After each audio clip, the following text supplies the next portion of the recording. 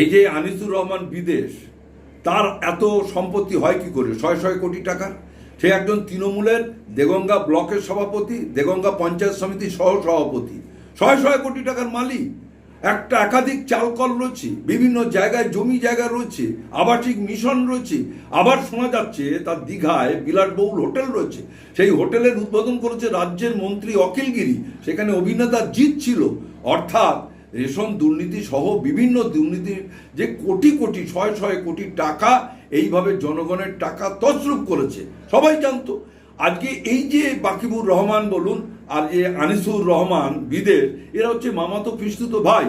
এই বাকিবুর রহমান, আনিসুর রহমান, জ্যোতিপ্রিয় মল্লিক বলুন, বারিক বিশ্বাস বলুন, ওরা সব একই চেনের সঙ্গে যুক্ত।